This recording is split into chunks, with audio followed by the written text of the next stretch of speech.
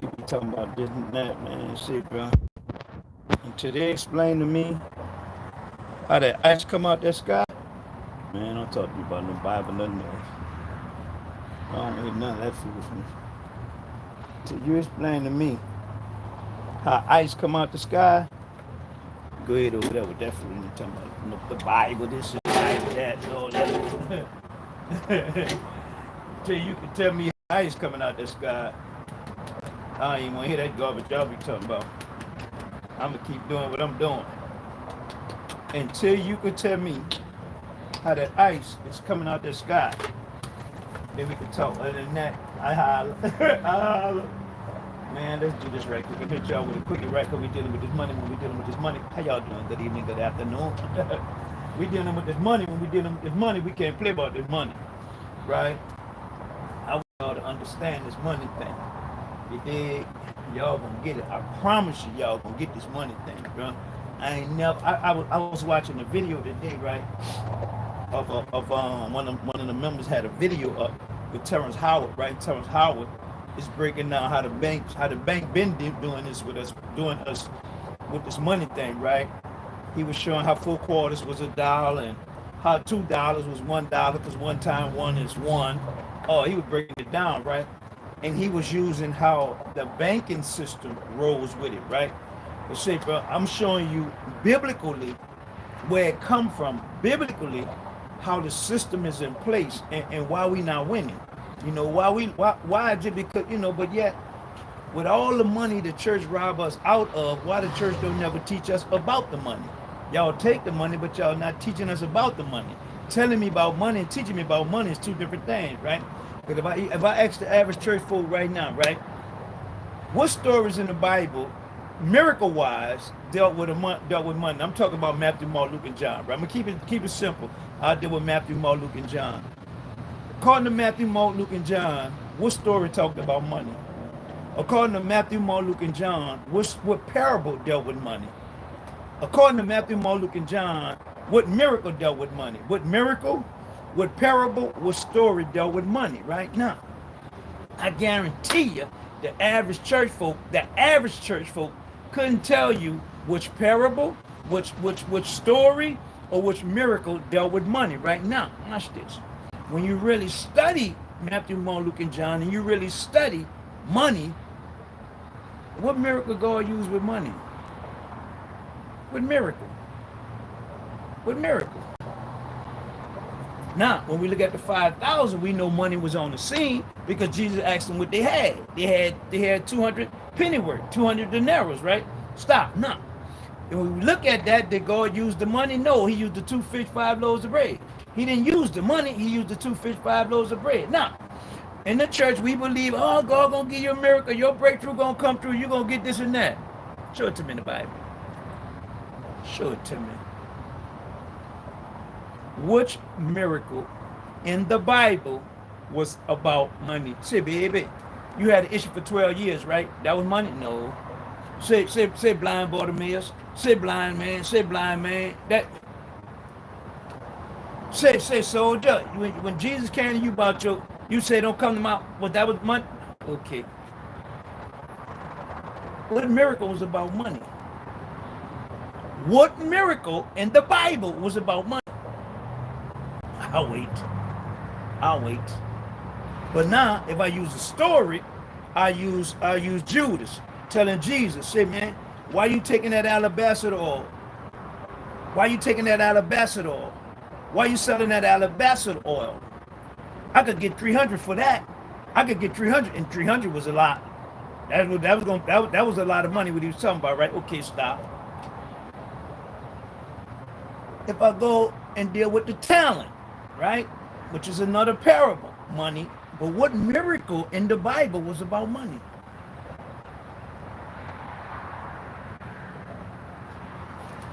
I'm gonna read to y'all this thing, man. We dealing with money, man. Let Stalin and Joker play y'all in these churches. Let me read something to you all, right? I'm gonna show you all something, right? Now I explained to you all yesterday, right? I can't let too many days go by. Put this down. I can't let too many days go by not teaching this, man. We're dealing with money. We got to stay on top of the game when we're dealing with money. So, we can miss one day, but we can't be missing 2 and 3 days not dealing with some money, right? Now, according to the Bible, let me put you right here, right? I was explaining to you all how you got different people that went around, the faithful minister grew the disciples, the various churches to help Paul deliver the relief offerings being sent to Jerusalem church, right? These were churches. The church of Thessalonica, the church of Ephesus, the church of Colossians, these churches had men over the church. And everybody would at these different churches, they were helping Paul, and they would go to these churches to pick up the collection, right? Now. We're gonna go over this. Why? Say, bro, you begging in the church for what?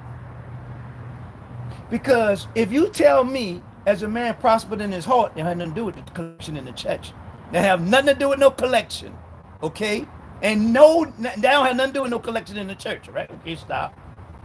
If I go to Philippians, and my God should supply your needs. Why? Because what the Philippian was doing had nothing to do with no collection in the church. Had nothing to do with no collection in the church. If I go to the Galatians, Paul said, be not deceived. Whatever a man sow, he also have nothing to do with no collection in the church. Have nothing to do with no collection in the church. And all three of them, they used to take y'all money. Because have nothing to do with no collection in the church. Not now, one of them. So now, we're going to do this every day. We're going to get an understanding. I'm going to break this out. It kind of brought this stuff out, right? Now, I'm going to go to the coins, right? When I go to the coins, I'm going to use this book today, right? I'm going to use this book. I'm going to read to you about these coins, right? But I want you to pay attention, right? So now, I'm not going to get deep into it. I'm going to just skim it, right? But watch this. If I go and deal with Judas, dealing with the lady who was anointing Jesus for his burial with the alabaster oil, right? What do you know about alabaster oil? What do you know about it? What do you know about the alabaster oil?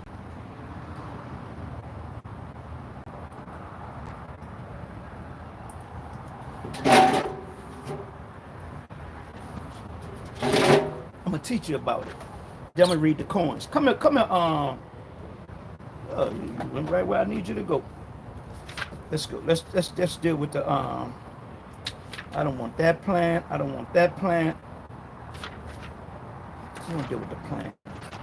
We're gonna deal with the coin. All this stuff adds up. I don't know what kind of gang in ran on these churches. Okay, that's where I want to go. Spikener, right? This right here.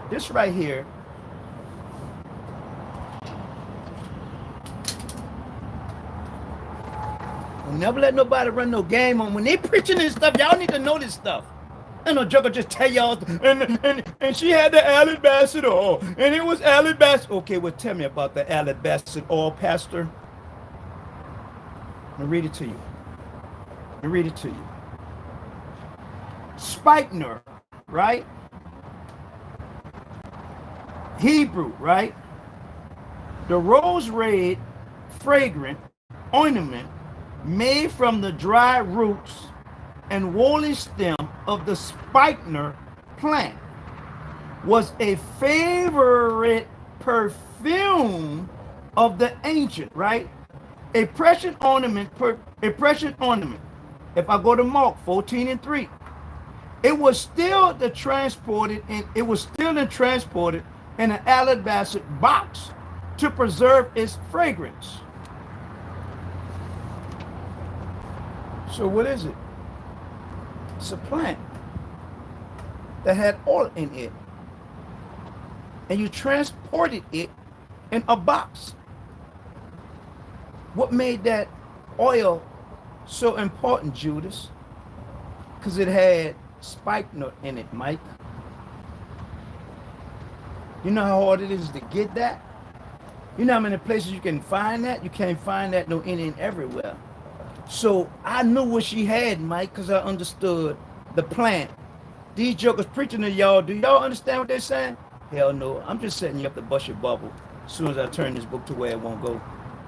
Stop letting these people make a fool out y'all in these churches. Hold that thought over there.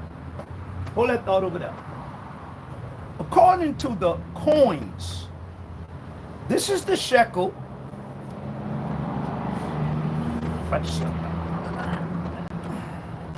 Put it in your face, because I don't want nobody making a fool out of them. I'm more in life. You dig? How you gonna take my money and don't teach me about money? How the hell you gonna take my money? You sit in church and take my money and don't teach me about money? What? Oh, and God gonna bless you, and you gonna get this, and you gonna get that. Well, why you don't have a damn thing then? What you waiting on? Christmas? What you waiting on? Christmas? Waiting on Christmas? What you waiting on? Stop letting people make a fool out y'all. The shekel of the sanctuary. This is how the shekel of the sanctuary look, right? These are the almond coins, right? These are the mites, right? This is the silver. This is the gold, right? Now, in Chronicles and Kings is the only place we're gonna deal with gold, right? The only time we deal with coins, we're gonna deal with gold. Before the children of Israel went to bondage, wasn't no such thing as a coinage. Wasn't no coin, right? Now, I'm gonna go all the way here, right? Break this stuff down. I don't want to get too deep in it, so I'm gonna keep it simple. Ancient money, Hebrew money reduced to American standards. Hebrew money reduced to American standards, right? We have no evidence of the use of the coinage money before the return from Babylon captivity.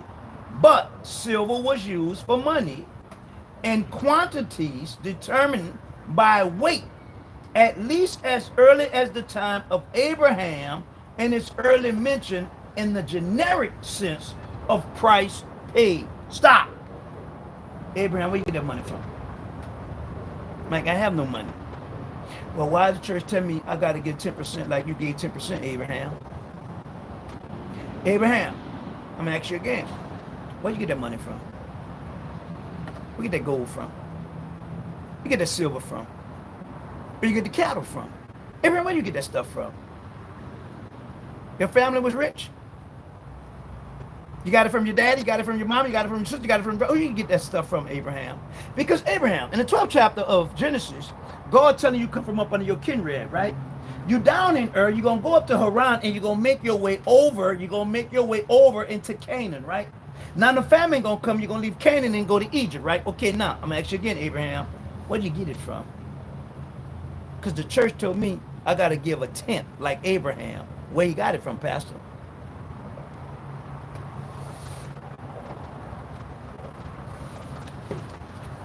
According to the Bible. According to the Bible. Let's read. Let's not just make stuff up. Let's read. Hold up, big boy, where you going? There your big butt up there. Gotta take care of that. Can't let that touch the ground. No kind of way. Let me show y'all something, man. In the Bible, right? We know in the 12th chapter of Genesis, now the Lord said to Abraham, get thee out of thy country and come from under thy kindred, from thy father's house unto a land I will show thee, right? This is what God telling Abraham, right? Now, Abraham, where the money at? Abraham, where you get it from? Now, if you keep reading, we get to the 5th verse. And Abraham took Sarah his wife, and Lot his brother's son, and their substance.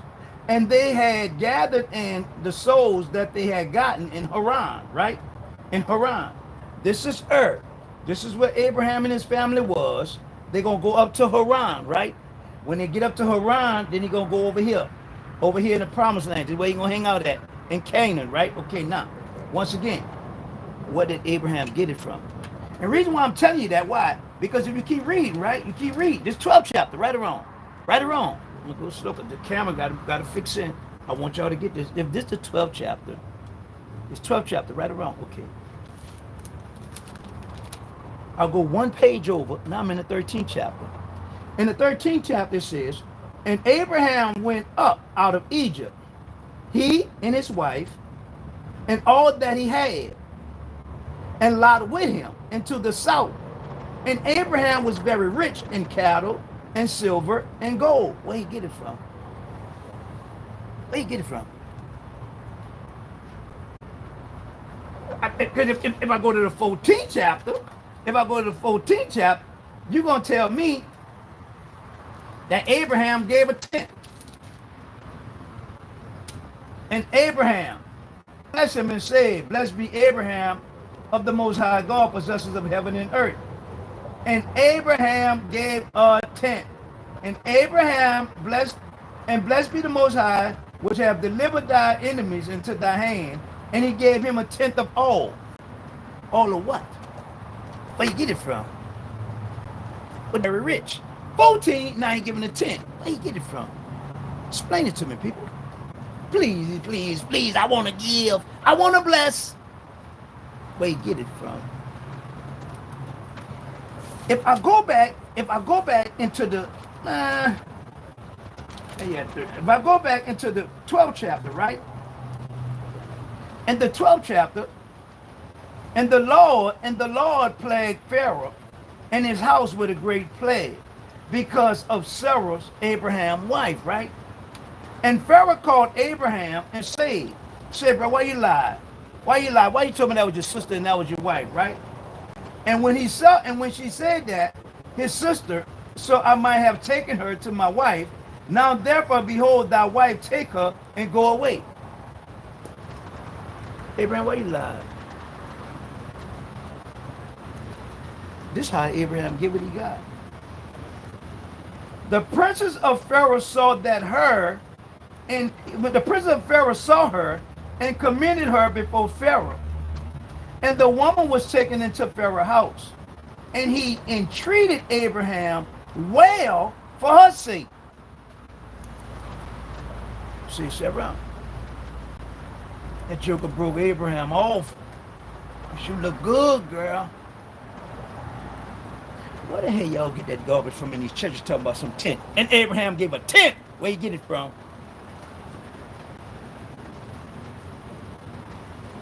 Pharaoh, what you gave Abraham? I gave Mike. You can read what I gave to him, Mike. And he entreated Abraham well for her sake. And he had sheep and oxen and asses and maidservants and maids. I like the Sarah. So now you find out that this is not this man's sister.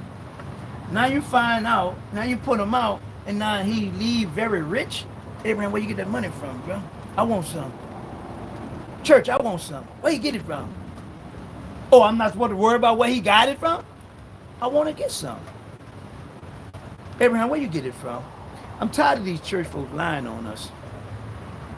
Oh, nobody don't know? Okay, it's good. That's what I thought. Don't worry about it.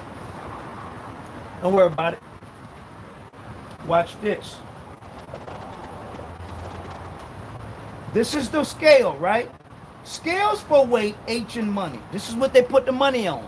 They put the money on the scale, right? This is a denaro shekel copper, right?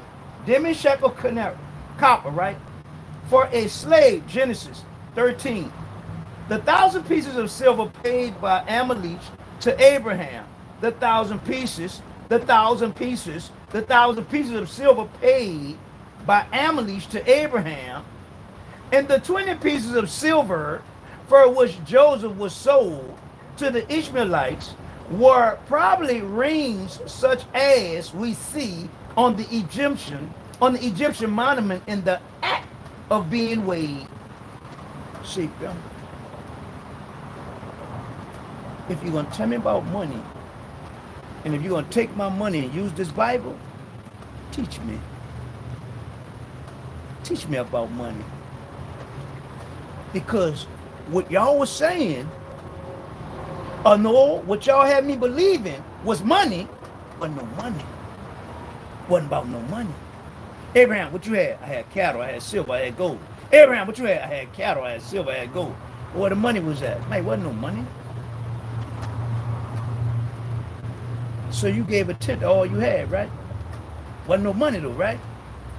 Well, can somebody today make it equivalent? Help me to understand what Abraham gave so I could give my 10. Please. A lie, I don't care who tell it. And the first recorded transaction of commerce, the cave of Ampala, the cave of Machpelah, is purchased by Abraham for 400 shekels of silver. And it was just weight that was recognized as current with the merchants. Money is not in the original. So help me understand.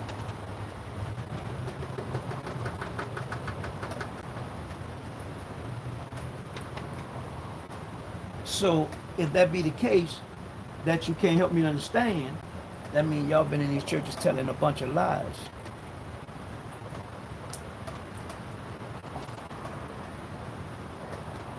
I'm going to get deeper with it.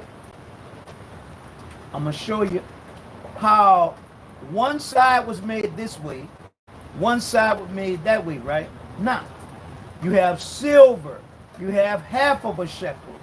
You have some of it is gold. You have a shekel for the sanctuary. You have the silver shekel. You have the Antiochus money. You have the Grecians money. I ain't about to get into all that today.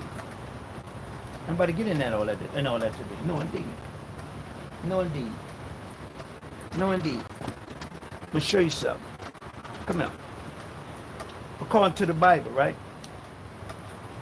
According to the Bible, the Jewish shekel, perhaps struck by Simon Maccabees about 140 BC, right? Maccabees 15 and 6. Pot of manna on the obverse and the flowering rod on the reverse, right? Okay, now, what that says? What that says? Maccabees 15 and 6. Can somebody please look up Maccabees 15 and 6 for me? Can somebody please look up Maccabees 15 and 6? Please look up Maccabees 15 and 6. Let's see. What I said, Pastor Mike, I'm going to look it up. Maccabees 15 and 6. I got Nehemiah, I got Psalms, I got Isaiah, I got Ezekiel, I got Daniel, I got Hosea, Zephaniah, Matthew. Wait.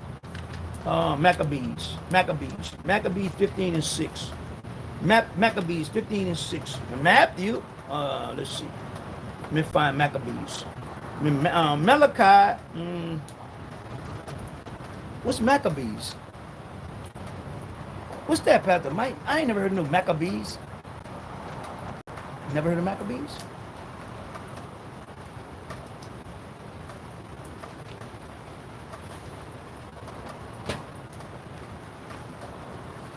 So if I'm teaching you about the coin, right?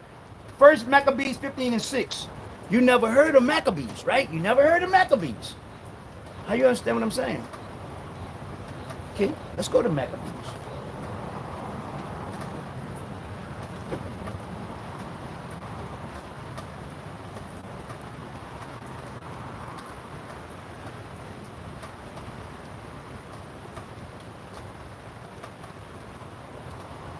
Come in, Maccabees.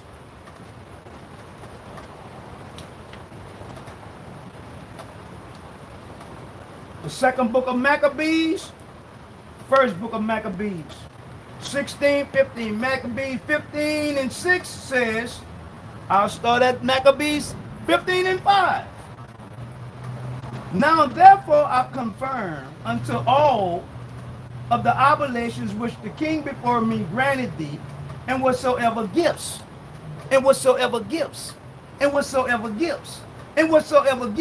besides they granted. I give thee leave also to coin money.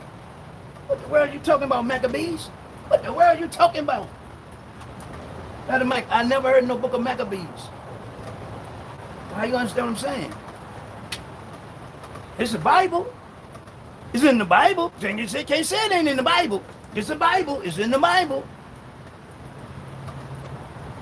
I give thee leave also to coin money for thy country with thy own stamp. With thy own stamp. So now when I'm breaking it down and I'm showing you the Jewish coin, I'm showing you the coin that they had in Corinth, I'm showing you the coin that they had in Ephesus, I'm showing the different coins with the mics. When I'm showing you the different coins, we are in Bible. We are in the Bible. Not because that King James you have, because that King James don't have all the books in it, right? So now when we read this, you got all of this stuff in this book. So when I show you the coin, I show you the coinage, I'm showing you how the coin game work, right? Stop. Now, this is where the Maccabees is talking about the gift. This is where the Maccabees is talking about the coin, right? Now, was that before Babylon or was that after Babylon? Was that before Babylon or was that after Babylon? You don't hear about the Maccabees till after Babylon. Now they're in the Babylon, right? This is why I tell you Babylon, Media, Persia, Greece, Rome, right? When you're dealing with the Babylonian system, now you get in the Media Persia system, now you get in the Greek system. When you get in the Greek system, now we're going to deal with Antiochus and we're going to deal with a lot of stuff with Antiochus, right? Stop. Now, the Maccabees was the one to come and fight against the revolt, fight against Antiochus, boom, to take back over the temple. So now they are writing. They are writing. Look, I'm going to give you this. This is going to be a gift. Okay, man, whatever my people, make sure my people good, make sure my people straight, right? Is not that what the Bible say? Is not that what the Bible say? Even the Maccabees had that understanding. Why? Every collection that was picked up, according to the Bible, church-wise, was for the poor.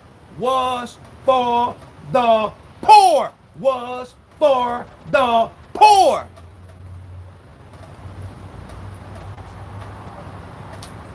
If you have a need, sow a seed. Don't you ever be that stupid again. Don't you ever be that stupid again.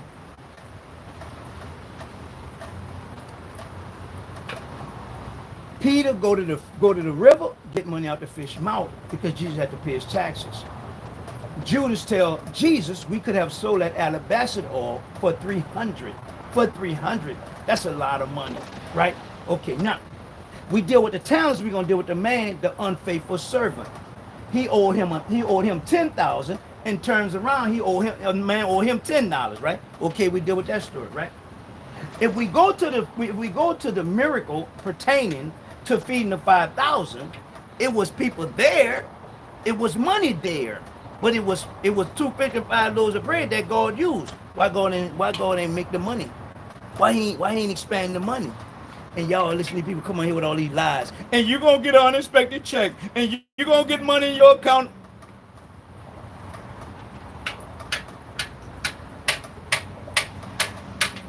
Yeah, if it was that damn easy, everybody do it. Y'all better stop letting people play y'all. If I went in this book, right? Let me see where I want to go. I know where I want to go. Hold that thought. I'm gonna show y'all something, right? No, not you, Ezekiel. Ecclesiastes. Come here, Ecclesiastes.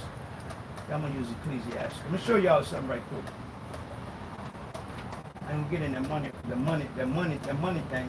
And I don't want you.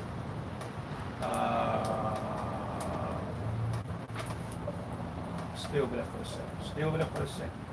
I gotta be very careful how I handle this book. I don't want to tear it. I'm gonna show you something.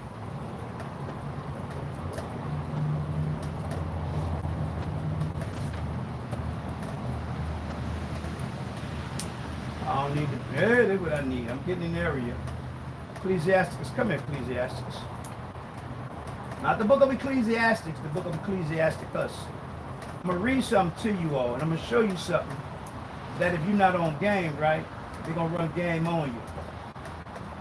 I'm going to read this to you all. Listen to me. Watch this. A lot of you all don't know nothing about the Apocrypha and the books that's not in the Bible, right? Right? Now, watch how I read this to you. This was Jesus, the son of Sirach, the grandchild of Jesus, the same name with him. This man therefore lived in the latter times after the people had been led away captivity, and called whom again and almost after all the prophets, right? Okay, now, Joker gonna try to play you. Joker gonna try to run game on you. Because you know you don't know no better, right? According to the Bible, see, Jesus was the grandchild of the son of Jesse, and Jesus had children. Jesus had children. He had no children. But how you gonna be somebody's grandpa if he had no children? It's the game they gonna run on you. Same thing they've been playing y'all with this money in these churches. They have the information, y'all don't. And because y'all don't, they work it in their favor. It says clearly, this Jesus was the son of Sirach, the grandchild of Jesus, of the same name with him. This man therefore lived in the latter times after the people had been led away captivity and called home again, and almost after all the prophets, right? See, bro. Man, I don't want them to mess y'all up like that, bro. So now, people always looking for fault. People always looking for something to run out there on. So now they're going to take this. They're going to take this and teach them. And see, y'all believe anything because y'all don't know the truth. You don't know the damn truth. Do you have all the writings? Do you have all? No, you just heard something. And now you're running your mouth. That's why this is dropping in there. I'm telling y'all, bro. I already know where these people be going and how they gonna be coming at me. Bro, I done did this. I done argued with these dudes. They ain't saying nothing new, man. They ain't gonna say nothing new, right? I got a member, right? I got a member hit me up, right? So the member said, well, Pastor Mike, what was the 3 reasons that Jonah disobeyed God and not going to Nineveh, right?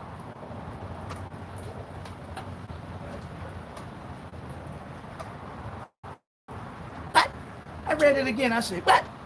What was the 3 reasons that Jonah disobeyed God and not go to Nineveh? So I said, but listen, you want 3 reasons or you want the main reasons? I could give you 3 reasons. I could make it say anything I want to say, but I'm going to give you the main reason. The main reason was because Jonah did not like non-Jews. Just that simple. Jonah did not like non-Jews. He knew when people he was going to in Nineveh were not Jews, so he didn't like those people. And because he didn't like those people, he wasn't going. So now you tell me three reasons why Jonah disobeyed God. You tell me. You tell me. The main reason why you think racism exists now between black and white, them Jews ain't like no damn body. Them Jews ain't like nobody. Jonah didn't care for a non-Jew. So why in the world would I go to Nineveh? They not Jews in Nineveh. God, you ain't gonna do them nothing. You gonna forgive them, God. You're loving, you're kind, you're a merciful God. But here come the church folks. See, these are the 3 reasons why Jonah disobeyed God. And no, make it just plain and simple. He didn't like them. Just that simple. He didn't like them. This is why when I'm teaching you all the Bible, I'm showing you, if you understand the book of Jonah, you got to understand the book of Acts. When you understand the book of Acts and Jonah is parallel. Why? Because Peter and John them had to go where? Back to Jerusalem, Judea, Samaria, and all the othermost parts, right? If you go to Nineveh, if you go to Jonah had to go to Nineveh, but looking at the surrounding towns like Samaria and Judah, the same thing, like they had to go to Jerusalem. Same thing, he had to go to Nineveh. Same thing. Now, when you really study the book of Acts, Peter had to go to where? Cornelius. He didn't want to go to no Cornelius. Why? That's a Gentile. Jews do not go around Gentiles. Jews do not go in the home of no Gentile. But yet here it is, Peter going to Cornelius. Now Jonah, being who he was, a Jew, I ain't going to no Nineveh. No, I ain't going to them people. Why? I don't like them Jews. I don't like them. They're not Jews. So we pick this book up, bro, and we make this book say whatever we want to say, and then y'all run with that. And then when somebody hit y'all with something real, y'all get in y'all feelings. How?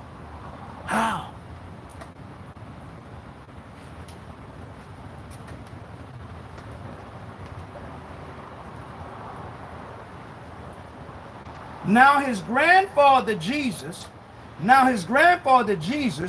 as he himself witness was a man of great diligence and wisdom among the Hebrews, who did not only gather the grave and short sentence of his wise men that had been before him, but he himself also uttered some of his own, full of much understanding and wisdom.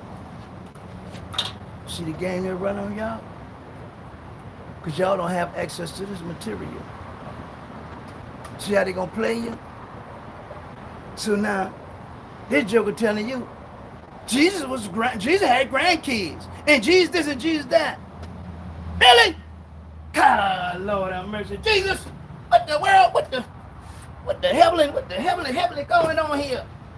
See, come here, big boy. We ain't gonna go too long. We gonna come back out here tomorrow. We gonna give it to him. I'm gonna tell big boy up. Big boy over 150 years old. I gotta take care of big boy. Yesterday, right? I screenshotted. I took a screenshot, right? And I put it on Facebook, right? Now let me read it to you. What I had screenshotted, right? To study and handle these coins, some over 2,000 years old, indeed brings one close to the people who live in the Bible days and help to understand the times in which they live, right?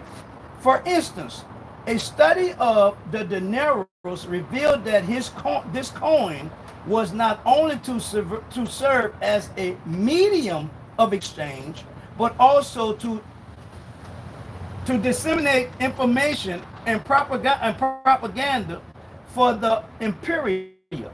Okay, now I say, y'all read this. What do y'all get out of this? Nobody said nothing, right? As I continue to read, right, the Romans would write on the money. They would write on the money. They would write on the money, right? Okay, now, why they wrote on that money? Hold up. Why they wrote on that money? That's how the money had the value. Because the money had the message. So now, bringing in today's time, I'll wait. People been running cold game on us because we don't have access to the information that they do. As a shepherd, right? As an under shepherd, right? My job is to do what? Feed my sheep. My job is to do what? Feed the lamb. My job is to do what? Feed the sheep. Break it down, Jesus. But Mike, listen. As a sheep, you are not just to guide them. As a shepherd, you are not just to guide them. You have to make sure, Michael, that pasture that they're getting ready to eat from is safe. So it ain't just about leading them. You got to make sure that they're properly eating in the proper place. So you got to make sure that you're feeding them right. After you feed them right, you got to make sure they're in the best place that nobody could get to them. So you got to feed them. You got to feed them. You got to feed them. You got to make sure they are all right. That's your job, right? Stop. How in the world I'm going to have all this information and don't share it with y'all? But yet, I'm going to give y'all this much of it and take all your damn money. I got to be the biggest clown in the world. So now I put it on there. I screenshot, I put it on there. Tell me what you see. Tell me what you see. Watch this. Since there were no newspapers in those days, stop. Got that part? You got that part, right? There was no newspapers in those days, right? Wasn't no newspaper. We got that, right? Okay, let's keep going. Since there was no newspaper in those days, the government placed much information on its money. What happened? The government put the information on the money. Why did the government put the information on the money? Why did the government put the information on the money? Remember now, no newspapers, no Instagram, no Facebook, no social media, no none of that. But the government put the information on the money. Why?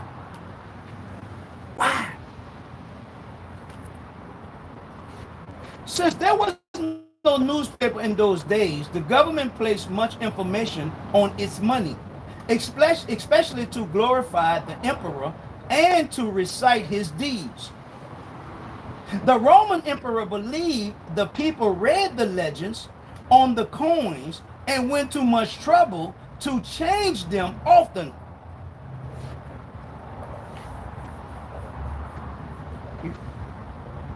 What that coin say? Oh, it don't say that. What that coin say? Oh, it don't say that. What your coin say? What?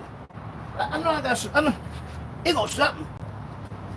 What your coin say? It says, "In God we trust." Liberty.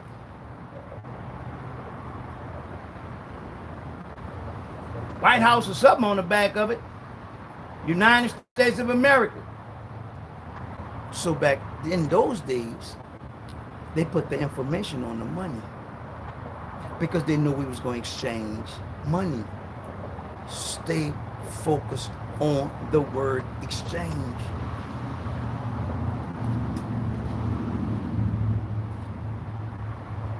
The Bible says, the money says, justice and liberty for all, right? Justice and liberty for all. Where did they get that from? Where did they get that from? It's on the money, right? Where did they get it from? They get it from the Bible. Remember during the time when God would tell Israel about the 7 years? And at that 7 year, it should be liberty. At that 7 year, it was about justice. So if you had people as slaves, you are to what? The debt was paid. That's what the liberty about in the Bible. So where y'all get it from on the money? See the game? See the game? But yet, this is something the Romans been doing. Since there was no newspaper in those days, the government placed much information. The government placed much information on its money, especially to glorify the emperor and recite his deeds. The people read the legends on the coins and went to much trouble to change them often, sometimes once a year. The coins also yield a good deal of historical information. That is, the dates on which the emperor and his help to establish historic of the Bible. See the game? So now, y'all in these churches begging for money, explain it. Because it's been game. Been game. I'll wait.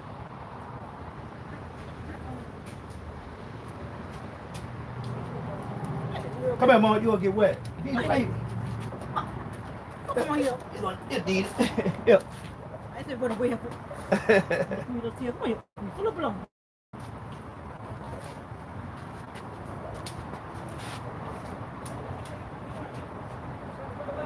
Historical information, that is, the dates of the emperor and the help to establish the history of the Bible. The value of the coins fluctuated much in ancient time.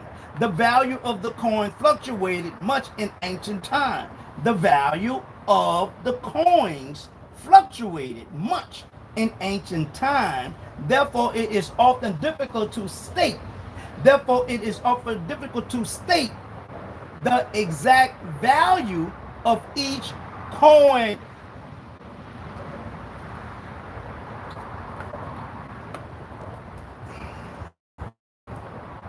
See, Philip,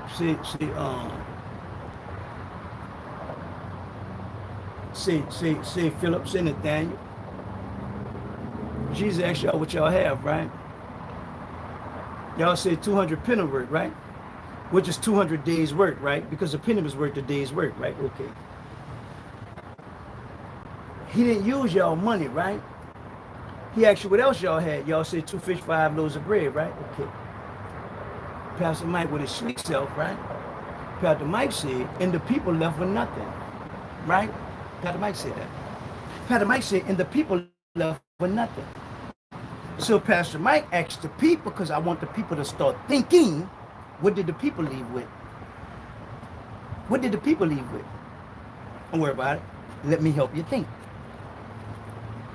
5,000 men come, not women and children. Not the women and the children. 5,000 men come. Okay, they come to Jesus.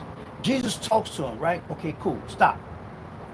Jesus asked Philip and Nathaniel, what y'all have? We have 200 pennyworth, 200 denarii in the treasury, right? Okay, cool. Stop. Now, watch this. He don't mess with the money. He don't mess with the money. But yet he take 2 fish, 5 loaves of bread, right? He gonna feed 5,000 people, right? Now, what did the people leave with? See, bro, what did the people leave with? Y'all giving y'all money away in these churches, believing all this stuff, and y'all don't think. What did the people leave with? Okay, I'm gonna say it slow. I'm gonna do it slow. I'm gonna go again, right? 5,000 men, not including children and women. 5,000 men, right? Okay, cool. Jesus asked Philip, Jesus asked Nathaniel, what y'all have so we can feed these people, right? 5,000 men, not including the women and the children. All we have is 200 penny worth. All we have is 200 denarii, 200 days worth, day wages of work, right? Okay, cool. I don't need that. That's not enough, right? That's not enough, right? Okay. What else y'all have? We have 2 fish, 5 loaves of bread. Okay, cool. Take this, make the men sit down. Now feed them, right? So now the disciples done fed the people 2 fish, 5 loaves of bread. They done fed them off that. Okay, now stop. What did the people leave with?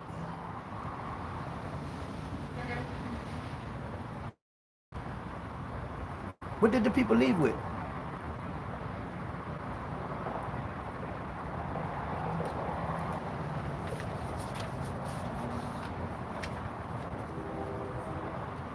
From now on, when y'all sitting in these churches and watching this foolishness on this social media, listen. The first thing came up. Let me read out the Bible. Come here, Bible. Come here, Bible. Come here, Bible. I'll show y'all how to play the game. Don't let nobody play no game on y'all. Show y'all how to play the game. The biggest part of the game is being able to listen. That's the biggest key in the game. You gotta listen. Joker know you can't listen, he gonna get you every time. Come in 6th chapter. In the 6th chapter of John, right? In the 6th chapter of John. In the 6th chapter of John, right? I'll go to verse 5. And when Jesus then lifted up his eyes and saw a great company coming unto him, he said unto Philip, What shall we buy bread that we should feed the people, right? And this he said unto prove him, for he knew what he would do, right? Philip answered him, 200 pennyworth of bread is not sufficient for them, that every one of them may take a little. Stop. Whenever you hear anything of a pence, pennyworth, denarii, shekel, merit, talent, automatic stop and think. 200. You say 200 is not enough to feed the 5,000, right? 200 is not enough. Okay, cool. So the 5,000 gonna eat off 2 fish and 5 loaves of bread, right? Okay. Now the 5,000 then left. What did they leave with? Days pay. Remember, the 200 penny word wasn't enough. But y'all focusing on the bread. Y'all focusing on the fish. Why not focus on the money? Because the church don't teach you to focus on the money, but they take your money. See the game? But yet the 5,000 left with more than 200 penny worth of what they had. Now you explain it to me. You explain to me. You explain to me. I didn't pick up no book and read about how to sell dope. I paid attention. I watched. So now hold up. This go with this go with that. Now watch this and read something to you. Hold that thought right there. Hold that thought right there, Bible. Hold that thought. Come back your book. Come back your book. I told you all, I'm going to keep this thing straight. I'm going to keep it academically. I'm going to keep it spiritually. The average pastor, he ain't going to give you all three because he don't know all three. Whenever you hear shekel, whenever you hear talent, whenever you hear merit, whenever you hear pen, automatically think money.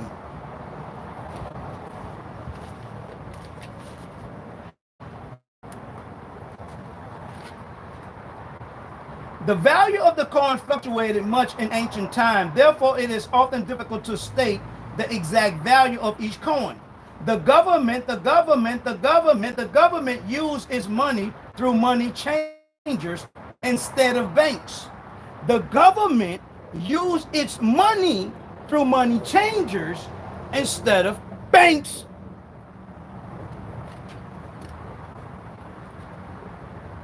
So you explain to me. This is why I watch the movies, these mafia movies. This is why I watch Scarface. This is why I watch Scarface over and over. This is why I watch this. Oh, we can't exchange. We can't do this. That's too much money. We getting too much money because we ain't gonna be able to. Well, what you doing? Even the banks exchange money. What you thought they did? What you thought they did with the money? They exchange it to get the value to give you nothing. Because you don't understand the game. You don't understand the game that they're running on you. What? Who gonna teach us? Who gonna teach us? The little joke in the backyard with the bandana on his head because he don't want sweat to get in his eyes. Ain't nobody want to hear that. I don't want to listen to him. I know that's good. I don't want you to listen to me. That's why they run game on you. That's why they've been making a damn fool out you. Remember, they didn't accept Jesus because he didn't come how they thought he should come. He's a king. He's not got time for that foolishness. So now we're looking for things to come a certain way, and because it don't come like we don't think what it is. I joke a running game on you. Let me read some more to you. Watch this. The government used its money, the rate of exchange. It is often the rate of exchange changed according to what a money changer was willing to give on a certain date. The denarius became much less in value after the 2nd century. But this is what he gave. He gave this many denarius. Okay, but it lost its value. It lost its value. So why are you telling me to give that when that is way less? It's way less.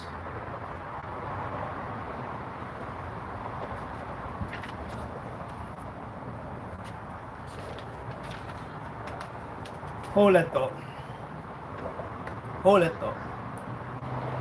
Hold that thought. I'm going to drop something else on you. Get out of here.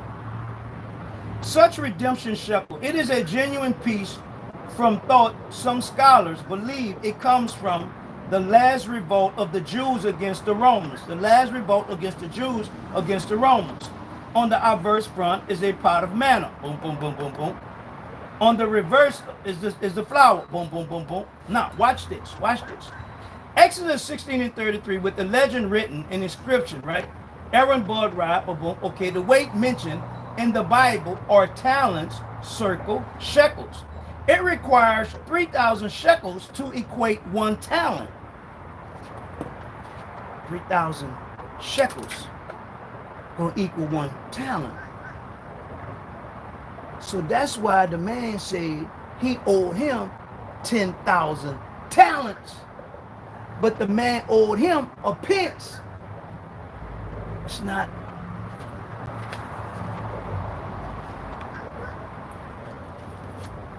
Come here, Bible. Come here, Bible. Let's teach the people so they can stop getting played.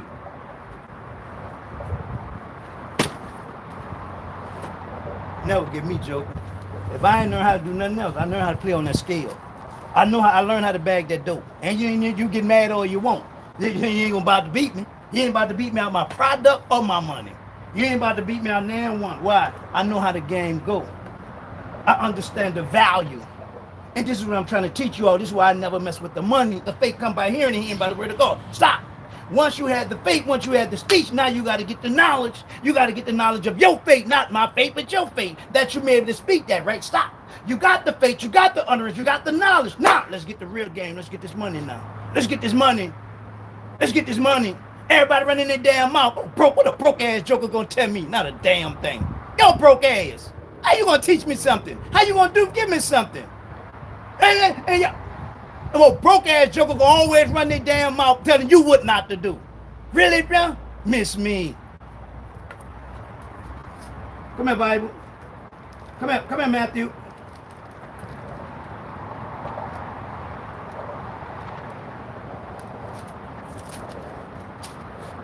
According to the 18th chapter of Matthew, right? Matthew 18, I'll start at 22. Jesus said, I say not unto thee until 70 times 7, until 70 times 7. Therefore is the kingdom of heaven likened unto a certain king, which would take account of his servant. And when he had begun to reckon, one of was brought unto him. When he realized one was brought to him which owed him 10,000 talents. 10,000 talents. So if 30 shekels is equivalent to 1 talent, damn. Pastor Mike, I got talent. God gave me talent. He gave 151211 money.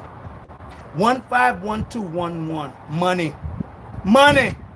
He gave them money. Do you understand the money in the Bible? No, you think you got a damn talent. You don't know the importance of what you have. Who's teaching you?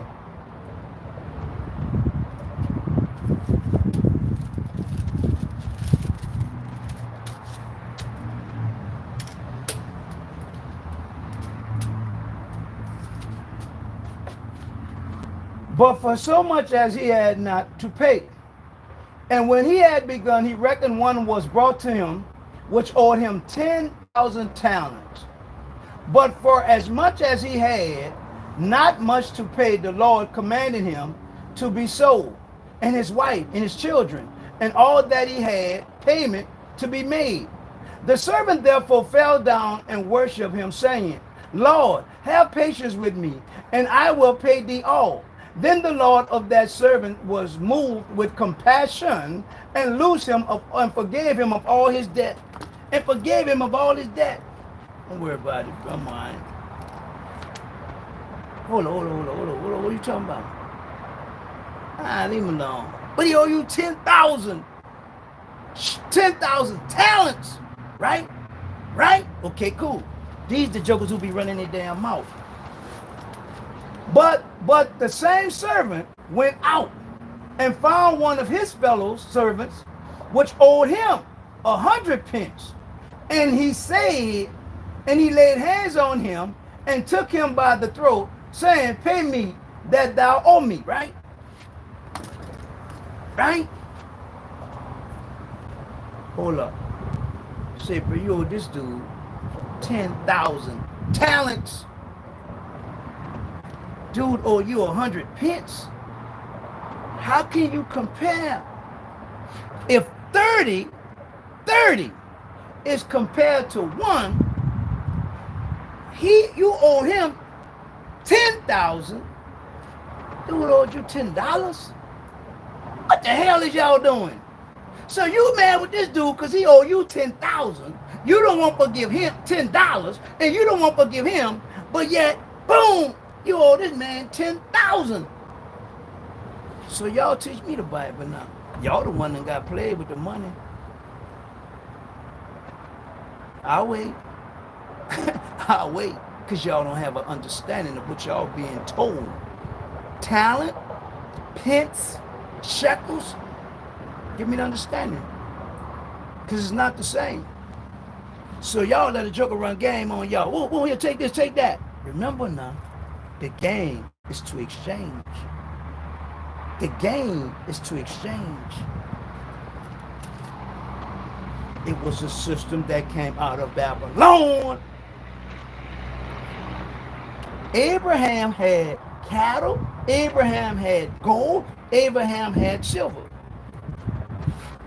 Say, Abraham. Let me get what you got? Oh, here you go. Here you go, Mike. It's a piece of silver. What's that? That's a shekel. That's a piece of silver. So, get the scale, weigh it. You know how you smokers y'all talk. What they call it? What they call it? A half, 3.5, a quarter. Y'all. You know how you weed smokers break that down. Y'all know how the scale go. Y'all know how the scale go. If you can't work a scale, you gonna get punished. If you can't work a scale, you was gonna get punished. Back in the Bible days, they knew how to work the scale. Whether it was gold, silver, it was either gonna be gold or silver that they put on the scale. So now when we get to Babylon, the game get changed, and now we got coins. We leaving Babylon system with coins. Wasn't no. It was either silver, or it was copper or gold. Silver or gold. That was it. That's all we had, silver and gold. Oh, but the Abraham, what you gave? What did you give, Abraham? Y'all in these churches lying and begging about some 10%. 10% of what? What you asking 10% of? Make it equivalent to the Bible. Other than that, you're telling a damn lie.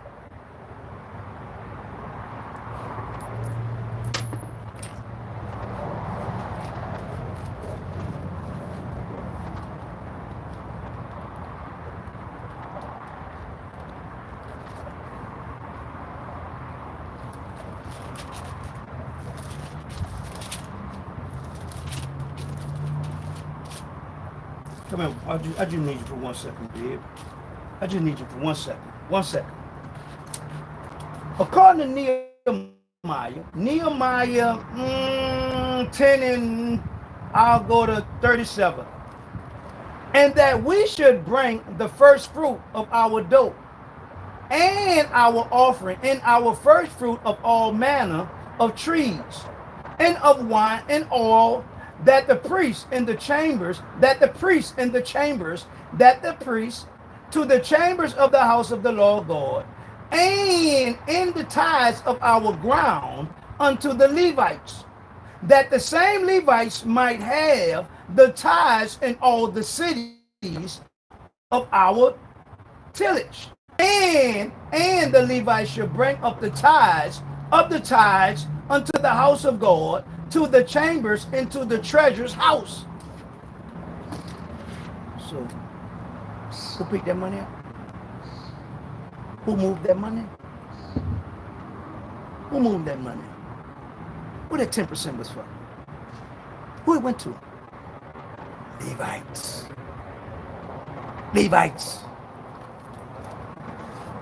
So when Pastor stand in the pulpit trying to scare you,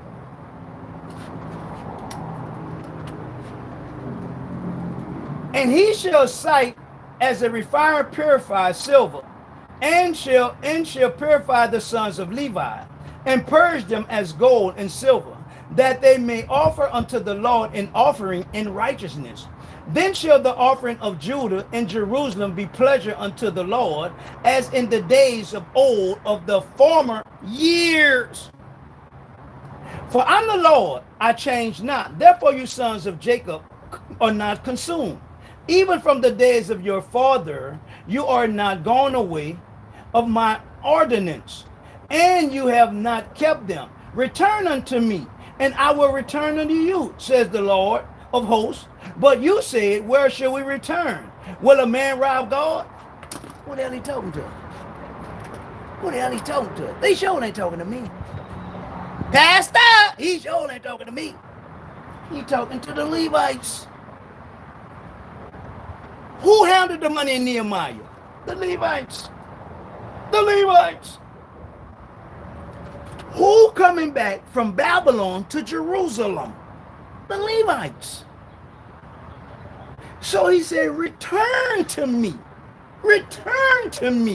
you sons of Jacob. But God, if we go back to Jerusalem, man, they're gonna be like rhyming you coming back over there. Y'all already done rhyming, man. Why you think I had y'all in bondage for 70 years? Over there in Babylon. Explain it, church folks. Please, today. Guarantee you can't. Guarantee you can't. But I'm gonna pay my tithes and offering.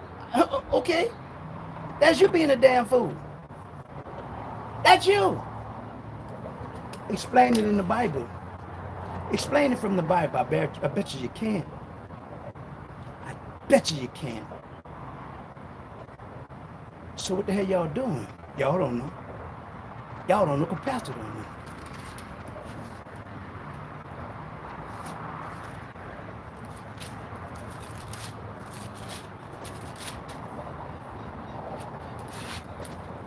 Now concerning the collection for the saints, I have given orders to the churches of Galatia, even so do you. I have given one of you, lay by him in store of gold, as he prospered, that he may be no gathering when I come. Paul, what you picking up? Mike, I'm picking up collection. What you picking up collection for? I'm picking up collection for the poor people. Huh? I'm picking up collection for the poor people. So Paul. Wait, come in. What? I ain't even have to go forward. So Paul, when you say every man according as he prospered in his heart, so let him give, what that's about? What that's about? Because Paul, in 1 Corinthians, if they're already given, because you're picking up collection, that's what you say here. Now when you get to 2 Corinthians, you talking to different people? Who are you talking to, Paul? Please tell me, Paul, because they be lying every damn Sunday talking about as a man prospering is all let him give. Paul, who are you talking to? Mike, that's something different, Mike. How is this different as a man prospering his heart, Mike? Because now I'm teaching them how to invest, Mike. Therefore, I thought it necessary to exalt the brethren, that they would go before unto you and make beforehand a bounty, wherefore you had noticed before, that the same might be ready, a matter of bounty and not as covetousness.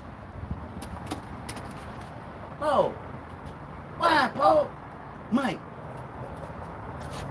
I'm teaching them the gift of generosity. Oh, don't you tell that lie, Paul. No, Mike, listen, Mike. They already was giving as far as church collection. Look at what I use in church collection. Look what I said, Mike. Look what I said. Now concerning the collection for the saints, as I have given order unto the church of Galatia, even so do you upon the first day of the week, let every one of you lay by him in store as God has prospered him. Every man according as he prosper in his heart, so let him give.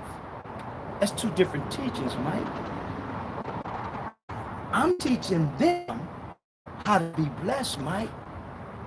I'm teaching them generosity. I'm teaching them something totally different than the collection. Oh, they done ran game on y'all.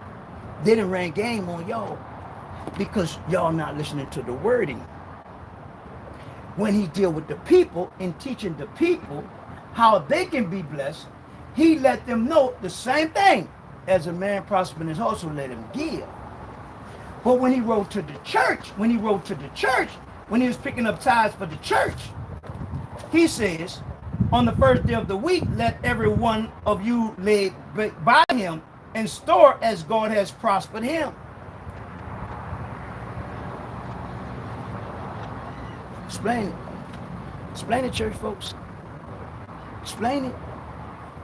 So God is telling the Corinthians, just like I told them in Galatia. Come here, Galatia. Come here, Galatia.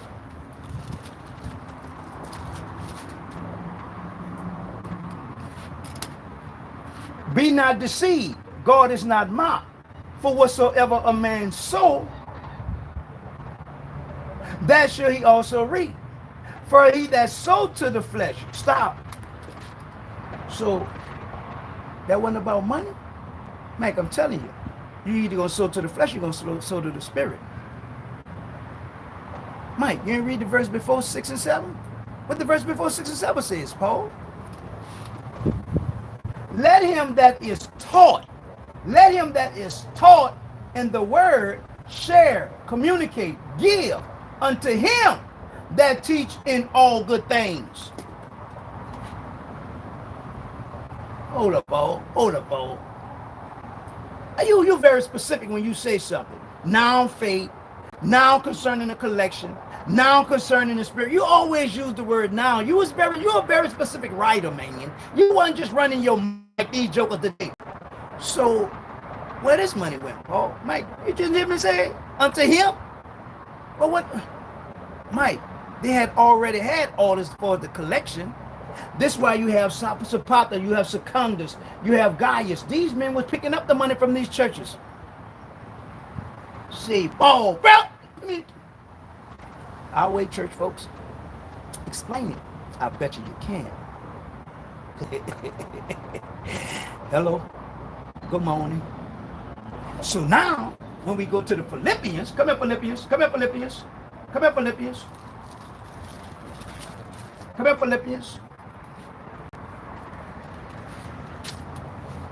But I rejoice in the Lord greatly that now at the last your care of me has flourished again, wherein you were also careful but lacked the opportunity. So, what is going, Paul? Mike, they was looking out for me. But what about the collection? Mike, they already knew what to do. They had different men over the collection. Didn't you read that? What the world going on here? What the world going on here? What the paperwork? Where you at? But Mike, I want that book. Man, see, bro. Books are endless over here. Ain't no 1 and 2 books.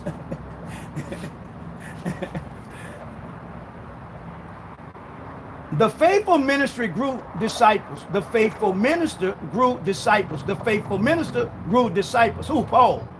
These men were chosen by various churches. To help Paul deliver the relief offerings being sent to the Jerusalem church. Sopater was from Berea. He may be the same person mentioned by Paul as being with him when he wrote Romans 16. He was the servant of the Lord who was held in high esteem by the church at Berea. He was the one trusted with their offering to the church to Jerusalem. So who put that money out? Who put that money out? Who put the money out?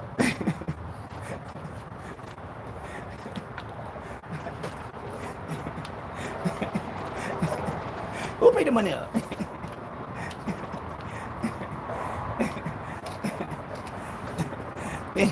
They used to be laughing at me in jail, right?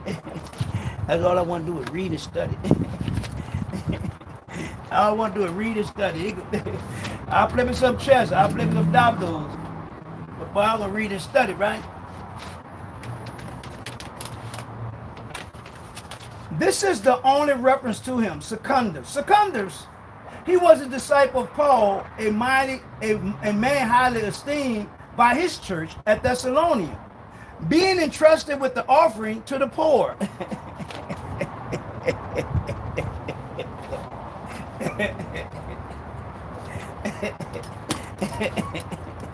Boy, y'all in trouble. Pastor Mike. What's up, Pastor Mike? I'm going to teach these people the Bible. According to Matthew, Mark, Luke, and whoever else want to get in. Say, but listen. Them jokers can never out-teach me because they can never out-study me. They can never out-study me because they don't have all the material that I have. I don't even know what this paper is, right? But when I read it, right, I'll show you something. The spirit in which the spirit in which this teaching was received. They received the word with all readiness of mind.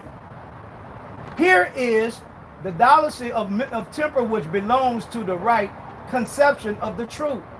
They were in the balance, equipped of mind, which equally removed from listless readiness to think of the dispensational on all end and draw unto their own conclusion. See, bro, that a man, and a man.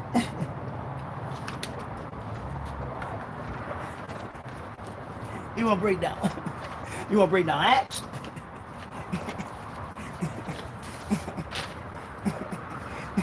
What you want to break down? Corinthians? What you want to break down? Running your damn mouth. What you want to break down? If I go to Corinthians, what are we going to deal with?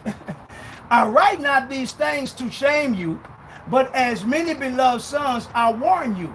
For though you have 10,000 instructors in Christ, you have yet not many fathers. For in Christ Jesus I have begotten you through the gospel. Paul, break that down. Paul, what you mean? The Spirit of God's minister does not shame people. The Spirit of God's minister does not shame people, but it warns them. But it warns them. Paul had been strong with the Corinthian church. Chapter 4, 1 through 4. Some people were about to split and destroy the church. It is very life and witness of Christ were threatened. Come on, bro. How the hell you gonna teach me something? How the hell you gonna teach me something? I sat in that room. I read that Bible 8 hours. I studied 8 hours. I slept 4 hours. That's my 24 hours in a day. Not if I might go work out and do something. So how the hell you gonna out teach me? You don't know enough. I had the time, man. I have the material, man. All I'm doing is sitting and reading. I ain't got to worry about no children. I ain't got to worry about no significant other. I ain't got to worry about no bills. I ain't got to worry about nothing. Okay, that's what you were saying, though. Okay, that's how that go, Paul. Okay. But they would take a warning as being belittling. They would take a warning as shaming because they don't know the difference. Turn it some more. Now I praise you, brethren, that you remember me in all things and keep the ordinance as I deliver them to you. But now I would have you know that the head of every man is Christ, and the head of the woman is the man, and the head of Christ is God. Every man praying or prophesying, having his head covered, dishonor his head, right? Stop! You get this joke with Gino. And you know what? Listen, bro. Listen. According to the Old Testament, Moses, because of the glory of God, while he was in the mountain, he covered his head. He covered his head because of the glory of God when he was in that mountain, right? When he came out of the mountain, they saw that. And they still today, they hold on to that ritual of covering their head.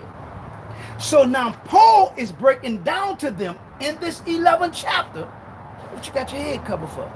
Because you're supposed to cover your head. You're not supposed to shave your head. But damn, you didn't read the scripture? I'm going to read it to you. Read it again. I would have you to know that the head of every man is Christ. You covered. You covered. You covered. Don't give a damn about no bald head. You covered. Why? Because the head of every man is Christ. And the head of the woman is the man. This you, right? Christ got you covered, right? This the woman, right? This Christ, right? This the woman, right? So Christ got you covered, you got the woman covered. What the hell you talking about? You got to cover your damn head for? What the hell is you talking about? But you don't know how to read, or you don't read? And the head of the woman is Christ, and the head of Christ is God. God, Christ, man, woman. God, Christ, man, woman. God got us all covered. What the hell you talking about? Cover my damn head, bro. Well, the woman's supposed to cover her head, and the woman shouldn't do this, and the woman shouldn't do that. Where y'all get this goofy stuff from? Where the hell y'all get this goofy stuff from? Where the hell y'all get this goofy stuff from? Oh, when people and Jesus was the grandfather, and Jesus had children. Where y'all get this stuff from? That's why I don't argue with nobody. That's why I don't waste my time dropping the net. I laugh at them goofy comments. I know they don't know. It's not to shame them, it's to warn them. How you gonna outdo me, man? I know this stuff by heart. No matter where you turn it. I studied the book of Acts. I studied the book of Revelation. I studied Corinthians for 4 whole years, man. 4 years we studied the book of Corinthians. What the hell you gonna tell me in the book of Corinthians? Nothing. So now when I go in the 8th chapter, I go in the 9th chapter of 2 Corinthians, I know how to dismantle it. When I go to 1 Corinthians, I'm going to break it all the way down because I know Corinthians is really 4 books. It's really 4 books. But you haven't been taught that, you don't know that, you're running your mouth because you're listening to this joke. Okay, well, as I say, I've been out here over 4 years. Over 4 years. All I ever said was, show me I'm wrong. Oh, you this, you that. Show me I'm wrong. Well, show me I'm wrong. You could call me stupid. You could call me ugly. You could call me goofy. You could call me with the bandana. You could call me whatever. Show me I'm wrong. Not one of you. Not 2, not 3, not 4. Not one of you ever showed up yet to show me I'm wrong in over 4 years. In over 4 years, none of y'all yet showed up to show me where I was wrong.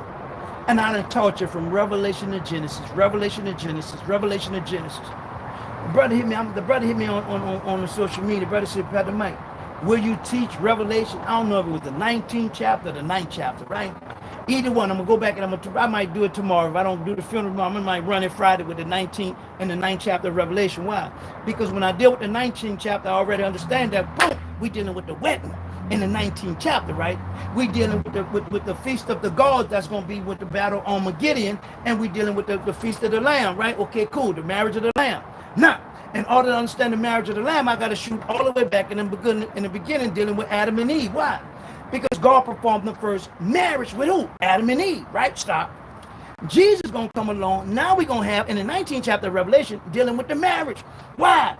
Because Jesus had to complete the salvation that was started with Adam, right? So now, in the garden was the marriage between Adam and Eve. In the book of Revelation, in the 19th chapter, completes what started in the garden, right? It really completes the salvation because after the marriage, boom. Why? Because y'all are being invited to the wedding. Once the wedding happened, oh, ball game. Now we go into the millennium, ball game over with after the marriage. After the marriage, the Bible says he had a robe on, and the robe is full of blood. Boom. Back to the 16th chapter of Revelation, dealing with the battle on Armageddon, right? Okay, boom, stop. If I go in the 9th chapter, I'm dealing with what? I'm dealing with either the first woe, second woe, or third woe, because there's only 3 woes according to the book of Revelation. But I know when I get in the 8th chapter of Revelation, I'm dealing with what? The 7th seal, because in the 6th chapter, you got 1, 2, 3, 4, 5, 6. But in the 8th chapter of Revelation, now we get the 7th seal, and the 7th seal is silence. After the 7th seal, now we're going to get the trumpet judgments. Now, so when we get in the 8th chapter of Revelation, we start in the trumpet judgment. The 9th chapter continue the trumpet judgment. Boom! 10th chapter is the trumpet judgment, right? The trumpet judgment, right? So now I'm going to go back. I'm going to run Revelation 9 all the way to 19. I'm going to run it backwards. I'm going to run it forwards. I'm going to run it backwards. I'm going to run it forwards, right? Stop. Now, according to when we're dealing with the numbers, we're dealing with the 2 million, right? So now them 2 million say this, 2 million say that. But when we go back to the 37th chapter of Ezekiel, we dealing with what? The dry bones. But yet, he said prophesy to these bones. Okay, cool. Now, the wind got into the bone, which is the new spirit. He said he's going to do this in the ending, right? Okay, boom. Going to the 7th chapter of Revelation. The 7th chapter of Revelation, now we're dealing with the what? 144,000 being sealed. Stop. If you don't understand Old Testament back and forth, new, old, new, old, new, old, you ain't going to be able to keep up with me. But I'm going to go slow tomorrow. I'm going to go back. I'm going to see which one he really want to understand. If he want to understand the 9th chapter, cool. Why? Because the 8th and the 9th chapter deals with trumpet judgments. He won't go to the 19th chapter, cool. Why? Because in the 19th chapter, we deal with what? We deal with the feast. We deal with the marriage of the Lamb. We're going to deal with the wedding. We're going to deal with the feast of the gods, right? Stop. We're going to deal with the prophet. We're going to deal with the false prophet. We're going to deal with Antichrist, right? Okay, cool. 19. Okay, so we're going to break it down. We're going to break it down. Say, go, say here, Mike. We'll go. Here, Mike. Here. What I'm going to do with all that? Eat it. Eat it, Mike. Eat it. Mike, I'm giving you something I never gave nobody. What, God? I'm giving you something, Michael, I never given to no one. This is not to down you. This is not to shame you. It's to warn and enlighten you. Because I know you don't know. Hell, I didn't know. Hell, I still don't know. But I could teach that Bible. I teach that Bible. Pastor Mike, why you don't come to this? Why you don't come to that? I'm going to stay over here. I'm going to be loyal over here. Because if I come over there, I'm not going to be that loyal over here. I'm not going to be that loyal. Because now I'm trying to figure out how I'm going to do this, how I'm going to do that, how I'm going to figure. I don't want them problems. I'm good. I'm good with God. I'm going to stay right here. I know one thing. Not a Negro and his mammy could touch me over here. Not a Negro or his mammy could touch me over here. But if I go over there, I get caught up in that. I get caught up in that. I start doing this. I start doing that. Anything liable to happen. Anything. But if I stay right here, if I stay right here, if I stay right here, if I stay in my lane, what God gave me, Negro and his mammy can't touch me. A Negro and his mammy can't touch me. What do you want to talk about? What do you want to talk about? You want some paperwork? You want some paperwork? What's this? What is this about?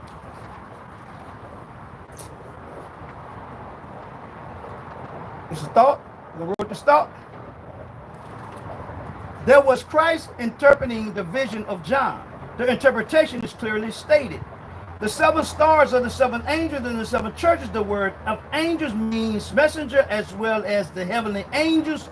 There are 7 different ideas to whom the word refers here. The weight of evidence point towards the meaning being the ministers of the church.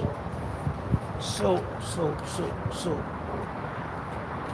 John said here, Jesus said, take that mic, give it to all the ministers in the church, the 7 churches. Give it to the minister. Here you go, Pastor. Now teach it to your people. Now teach it to your people. How you gonna say you're a minister of Jesus and can't teach these people? When John wrote the letter, he said, give it to the minister so the minister could teach it to the people. What excuse y'all have? Y'all are so fake in these churches. Y'all are so fake in these churches. So we're dealing with the coin, right?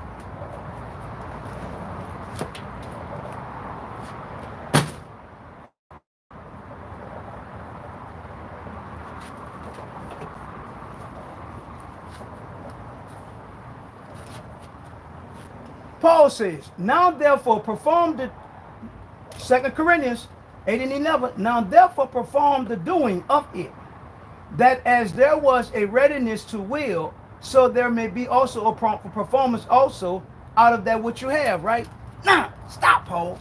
Paul, why would you be telling us this in 2 Corinthians, the 8th chapter, if you already been picking up money in 1 Corinthians 16th chapter, Paul? Help me. Help me. Help me. Because, Mike, now that they have, now it's time for them to perform what they said they would do. For if there first be a willing mind, it is accepted according to that a man have, not according to that he don't have. So the preacher be on your line talking about just make the promise and then you can pay it and then No, Mike, how you gonna get what you don't have? What? How you gonna get what you don't have? How?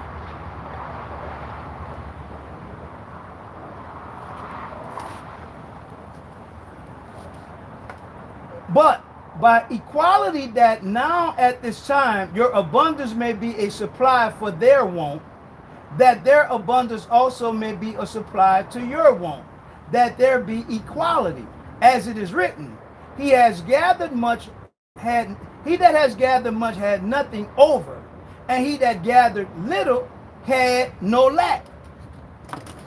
Slow down, Paul. What you mean? He that gathered much had nothing over, but he that Mike, listen. Remember when God sent the manna? Yeah. You ate it that day. Because going to the next day, the worms was going to eat it. So you can gather all you want, but come tomorrow, you're not going to have. So it ain't about that, Mike. I'm teaching y'all generosity. Well, why do people don't just say that in these churches? What, they don't know it?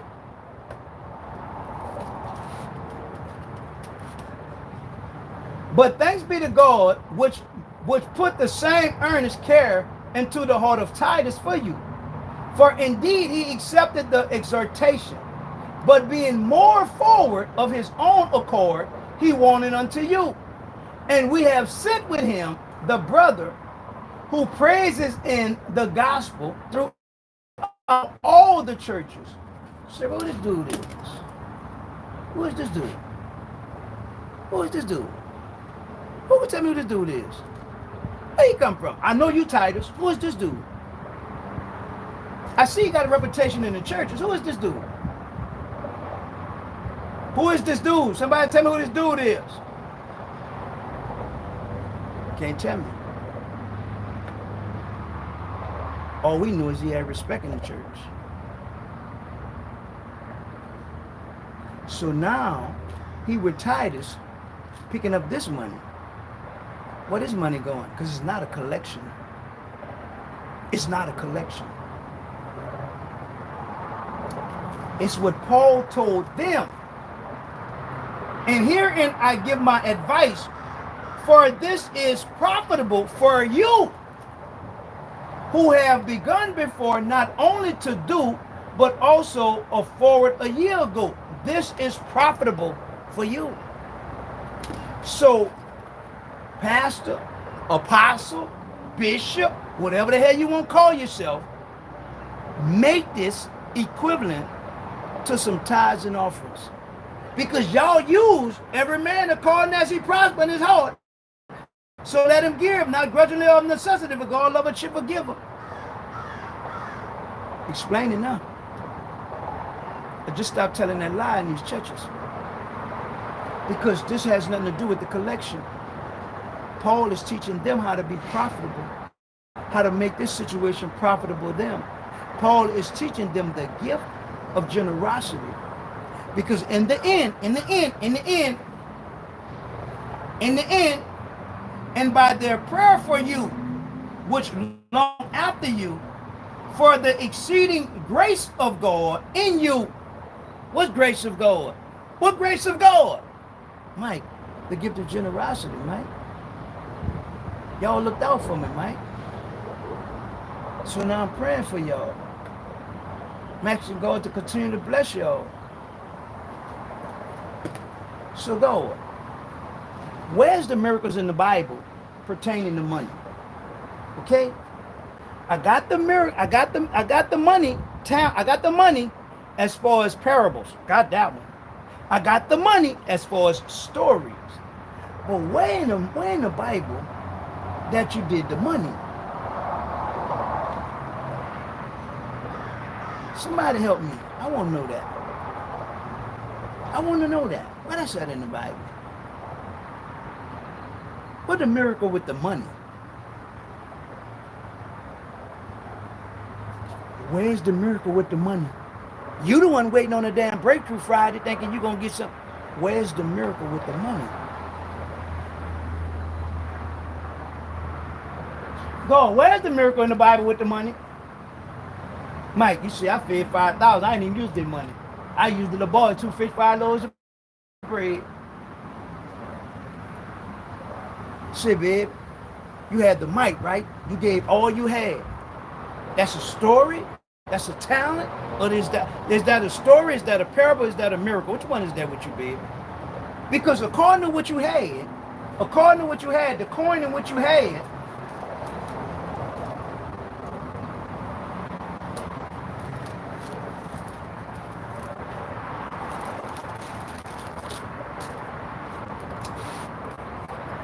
I'll go to 3.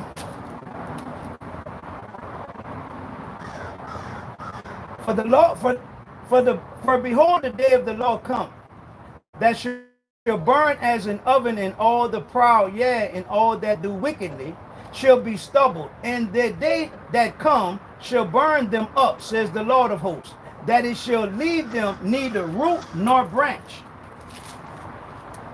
But unto you that fear my name shall the Son, S-U-N, of righteousness arise with healing in his wings, and you shall go forth and grow up as a calf in the stall.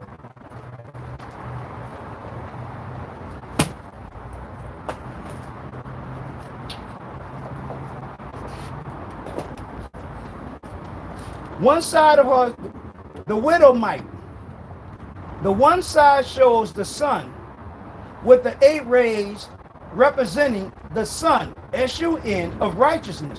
Malachi 4 and 2. Is not that what I just read to you? Is not that what I just read to you out of the Bible? Malachi 4 and 2.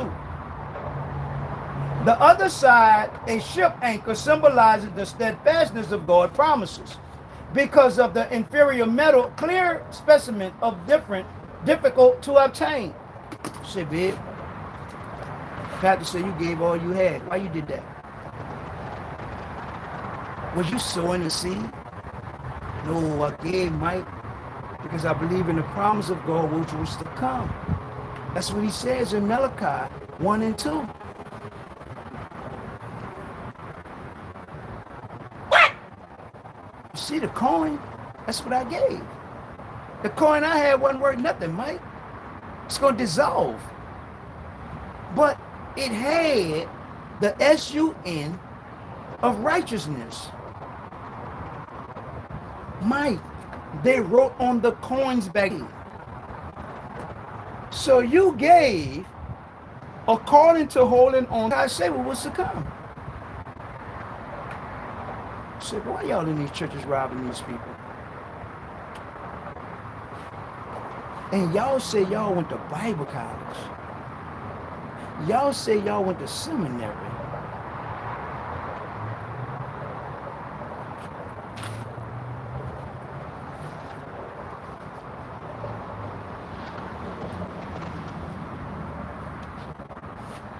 It required 3,000 shekels to equal 1 talent of silver, which reveals that the 10,000 talents the uncircumcised servant had, Matthew 18, owed his master was in overwhelming debt. The pound Luke is a translation of the old weight mina, since a talent was 60 minas, and a mina equal 50 shekels, an attic weight in 100 shekels in Old Testament weight, which means that in the parable, the gift of the Lord to his people is a most precious gift, namely the gospel. Why that, Mike? You was bought with a price. What was the price? The blood or the gospel? And Jesus shed his blood, and you was bought with a price. What was the price? The blood or the gospel? You tell me. You tell me. Guarantee you get it wrong.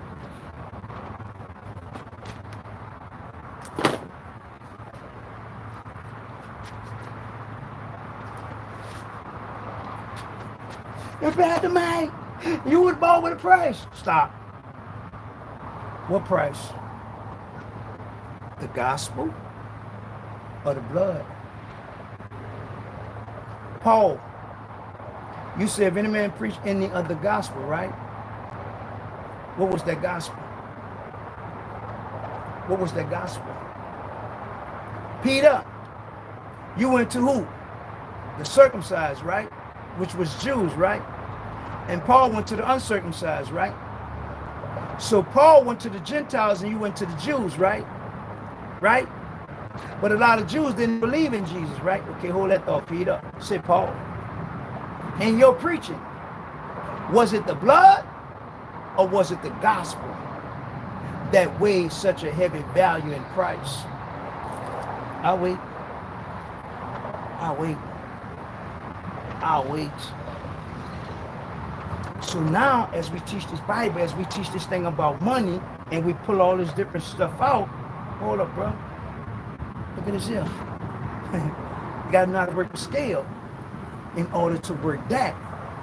Because at a certain time, and a certain century, the Babylonians came up with the system. The Media Persians took over Babylon, and now they have the system, right? When the children of Israel, Judah, got ready to go back to Jerusalem, now that they're free, the 70 years are up, they are getting ready to go. Some went, some didn't. So now here come the Greek. Where they at? Still in Babylon, baby. Still in Babylon. So now the Greeks done took over. And now the Greeks coming up with all pagan stuff. Everything pagan. Everything pagan they could come up with, the Greeks they come up with. The Romans take over, and now the Romans want to organize everything. So now the Romans write on their money. They put the message on their money. Why? Because we believe what we see. The more I have a coin in my hand, the more I'm reading about the government, the more I like the government, the more I understand the government. Why? This is always in my face. So now I can't wait for the new coin to come out that's going to be a message from the governor to show how powerful Rome is. Boom. They knew how to do it. And they knew how to do it. But we're not even paying attention. Because who's teaching us the game? Babylon, Media Persia, Greek, Rome. Gold, silver, bronze, iron. What Babylon is, right? Or what Babylon was, right? Babylon, modern day Iraq, right? Modern day Iraq, right? You in the military, right? You done been over there fighting, right? You in the military, you've been over there fighting. I know them people told you that's where Babylon was, because it's modern day Iraq. So you went to Iraq, you went to Babylon. This is why the majority of people in the military, when it comes down to the Bible, they have a total different mentality. Because a lot of them done been over there. A lot of them have witnessed what we're reading. What's so amazing is that they go over there, when they come back, they either got ETSD, RSV, MIP, they can't remember nothing. They can't remember nothing. Now they on drugs, they fried, the whole 9 yards. The majority of people in the military that go over there and see this stuff and experience this stuff, when they come back over here,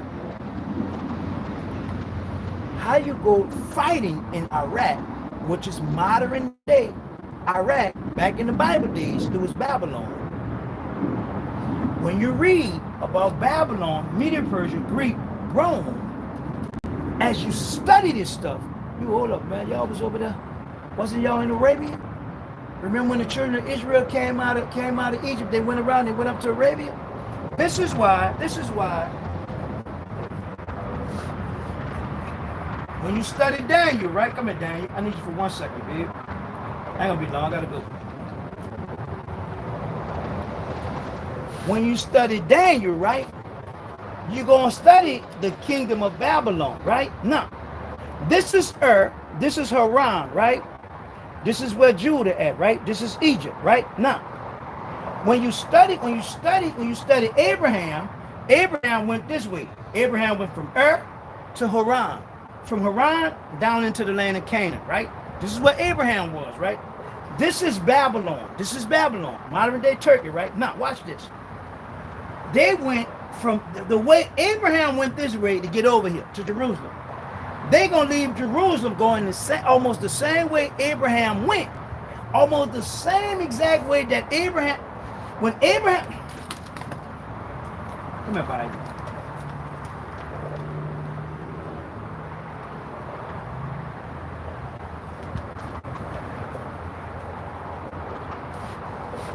This is Ur. This is Haran. This is over where Jerusalem, Shimshim, Bethel, Egypt. Egypt right here. This is what, when Abraham left his hometown, Ur, Abraham went this way, boom, Abraham went in there, right? But when the famine came, Abraham left. And there was a famine in the land, and Abraham went down into Egypt to sojourn there, for the famine was grievous, right? We know Abraham gonna go through a famine. We know that Isaac gonna go through a famine. We know that Jacob gonna go through a famine, right? Now, and all of that, when we go to Daniel, we look at how they traveled. Hold up, bro. How y'all can't explain this to us today? Because Abraham, you had your famine, right? You had your famine, according to the scriptures, right? Come back, Abraham. Come back, Abraham.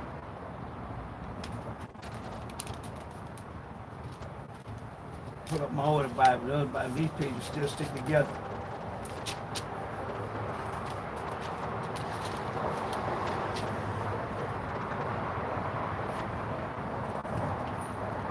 I need Genesis. I don't need a doggone Exodus.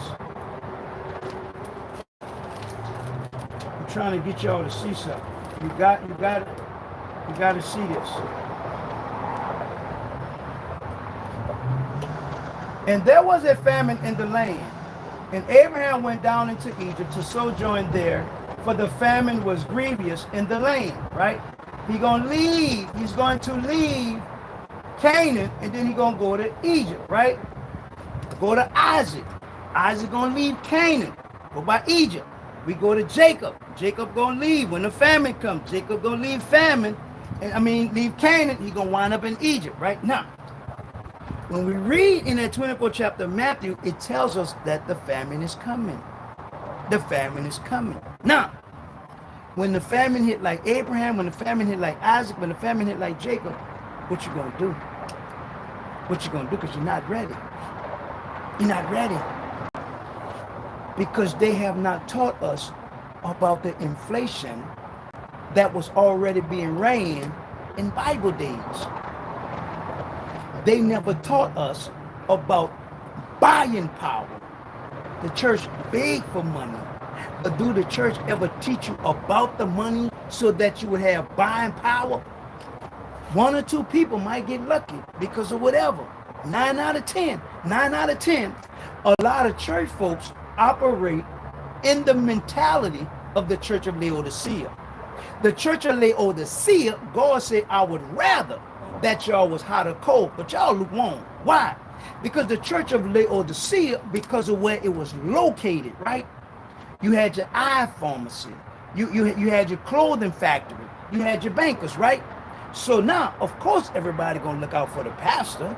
Of course, everybody gonna look out for the man of God. So now I can go over there to the eye doctor, I'm good. I could go over there to the clothing manufacturer, I'm good. I could go over there by the bank, I'm good. I'm the man of God. So now, them favors they doing for me, it don't have nothing to do with God. It don't have nothing to do with God. This is why God tell the church of Laodicea, y'all have eyes, y'all blind. Y'all clothed, y'all naked. Y'all naked. Why? I ain't give y'all that. I ain't give y'all that. But yet we sit in front of the church. Oh, I'm so blessed. Well, tell them how, dude did that favor for you. And now you owe him a favor.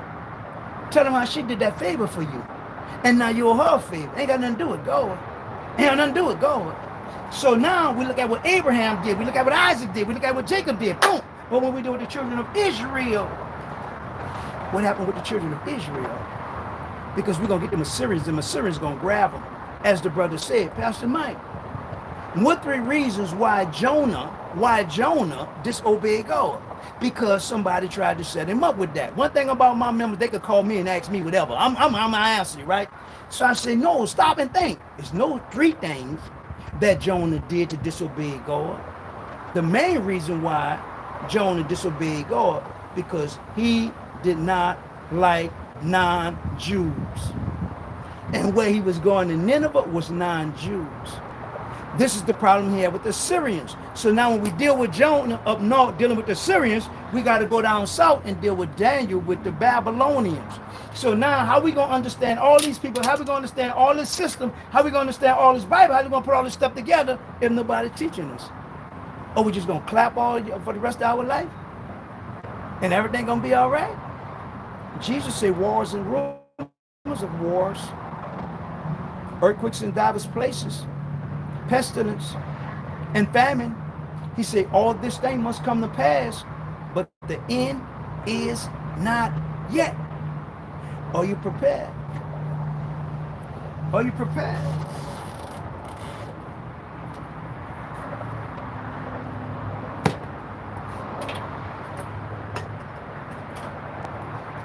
We're gonna break this money down, people.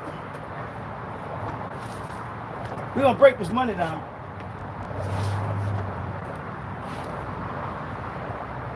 People start running him out. But Jesus had to pay taxes. What taxes? What taxes? Temple tax, poll tax, daily tax. What tax he paid? He paid a tax, but what tax? Then when he paid the tax, why he paid the tax? Remember, he's Jesus. He's God. He is the temple. Didn't y'all say we the church? So why would he have to pay taxes? Because even Jesus had the generosity spirit that he couldn't let the light go out on the temple for them Gentiles because they needed it.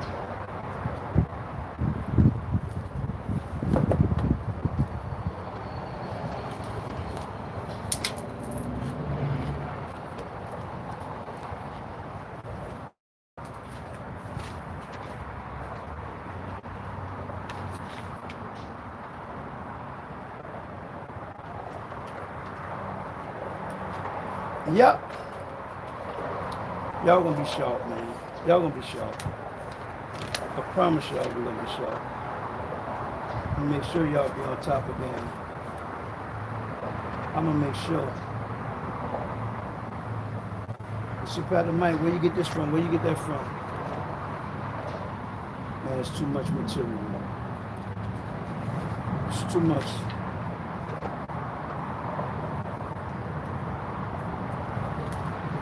Still got stacks and stacks of this stuff in the garage. Oh boy.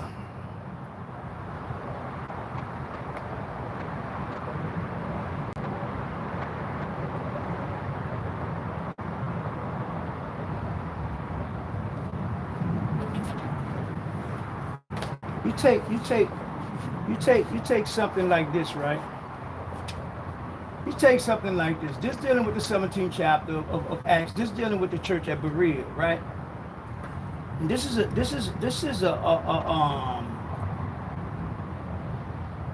a real deep study, right? This right here is the deepest study, right? And just say I said something like it was well off the Uganda way. That is the major Roman road running through the country. Paul probably chose Berea because it was out of the way, thinking the oppositions in other towns against him might settle down. More than anything, he wanted to preach the gospel so that lost men could be saved. Naturally, he could preach more freely and reach more people if there was peace.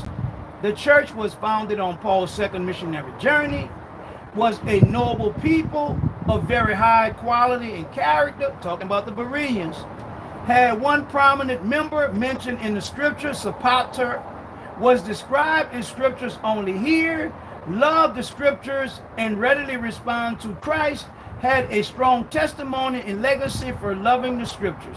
Many Berean Bible classes are named after the Bereans. Now, I say that, right? I just say that. How you gonna argue with me? How?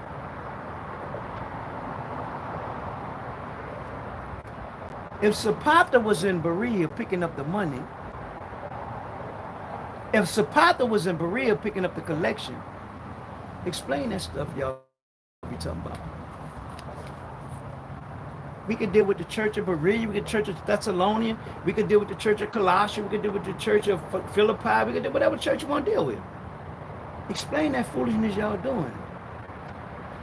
How you gonna say you love me and you messing over me? How you gonna say you love me and you mistreating me? How you gonna say you love me and you lying to me? And then you doing it in the name of Jesus. Oh my God. Oh my God. The Bible said, in all thy getting, get understanding.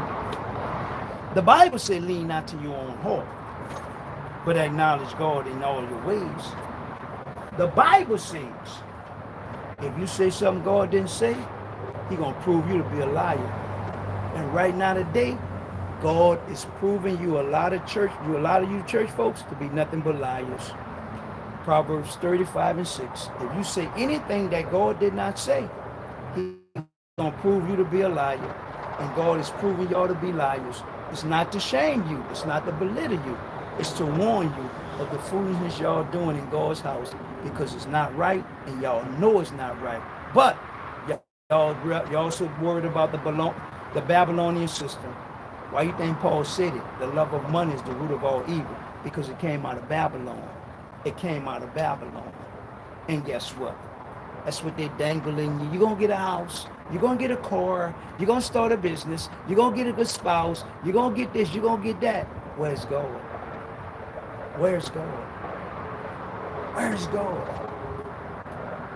The blind man, blind Bartimaeus, you seen, right? Okay. The blind man who was born blind, you seen, right? Okay. The blind man, when you first saw, you say you seen men like trees, but then you say you seen everything clearly, right? So that's three different blind men, right? Okay. Well, was money involved in any of y'all situations? Because you was born blind, right? And the people brought Jesus to you. The people brought you to Jesus because you was blind, right? Blind Bartimaeus, you Jesus now, son, okay, was any money involved? Said, baby, you had the issue of blood, right? Was money involved in your healing? Was money? No, okay. Said, Jesus, when you turned the water into wine, was that about money? Okay. Said, but you was by the pool of Bethesda, right? You was there for like 30-some years. Said, baby, you had an infirmity for all them years. Was that anything? What the hell are you talking about? What, I'm leaving out a story or something? I don't know nothing. I know my Bible. So now we got all these miracles. Huh, Bird? Where's the money, bro? You got all these miracles. Where's the money?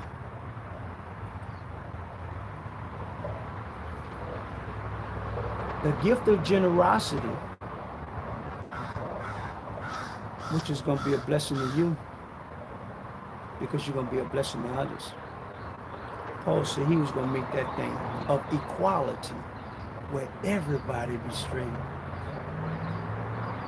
Not that other men will be a burden, but that your gain will be their lack.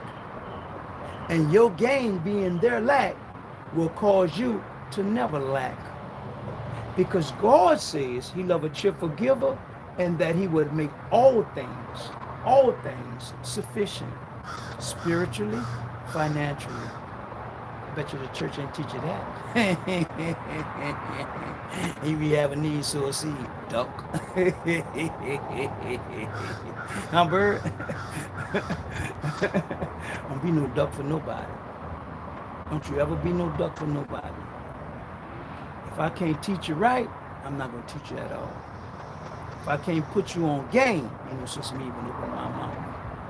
Paul said, I'm going to give this to you as advice, so that it be profitable for you. He that sows sparingly, reaps sparingly. He that sows bountifully, reap bountifully. Why? Because the sower, he going to give seed to the sower. So he going to give me the seed, and then Yeah, man, you gonna give your seed first. You gonna make sure you straight. Who? God. God gonna make all things sufficient. God gonna make all things straight. But why they been lying in these churches talking about I gotta do this and that? Mike, read your Bible. Here you go. Boom. Handle your business. I just want to see what you're gonna do with it. I gotta give you the money. I'm gonna see what once it's gone, it's gone. But I'm gonna see what you do with it. And if you do the right thing with it, I'm gonna always make sure you're good. I'm gonna always make sure you're straight. It's not that hard, people. We gonna get it. We gonna get it. See, bro. And guess what? They can't tell me nothing until they tell. I'm out here this morning, right? I got all my stuff out here. All of a sudden, I hear all this noise, right? Got ice everywhere. How the world? Oh, how the world you make ice come out the sky? Like, how you do that? How the world you make ice come out the sky, people?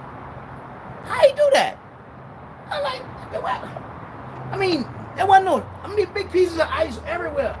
Say, God, how you do that? How the world you make ice come out the sky? Somebody explain that to me. I want to know how the world this dude make ice balls come out the sky. Say, Barry, where he got them at? How he do that? How the world he do that? He just make ice come out the sky. How he do that, y'all? How the world this man make ice come out the sky? Come on, bro. You gotta plug the water thing up to the refrigerator almost an hour. You gotta put an ice tray in almost 2 days. This dude make ice come out the sky.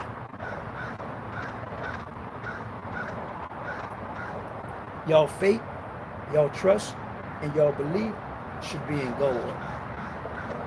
As I say, according to Paul wrote to the Corinthians, this is not to shame nobody. It's not to belittle nobody, but it's to warn them that they stop all that lying, stop all that faking, and stop all that foolishness in God's house. Because guess what? Guess what? Remember now, if you sow to the flesh, you're going to reap with the flesh. Sow to the spirit, you're going to reap with the spirit. Paul already put the Galatians on game. He already put the Philippians on game. He already had them put them Corinthians on game. The Thessalonians, they were slick. The Thessalonians, oh, they were slick. They were slick. That's why he said, if you still don't steal no more. Don't steal no more. If you're lying, stop. Don't get no place to the devil. Oh, but here comes the church, folks.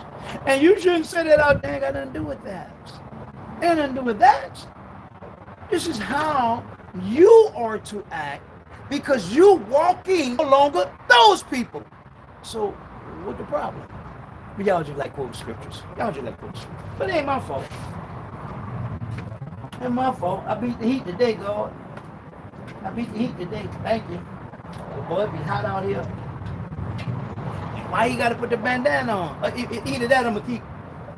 It's sweaty. It's hot. It's hot. It's hot. You know what I'm saying? I gotta make sure I, All right, good people. Y'all have a blessed day. Y'all be careful.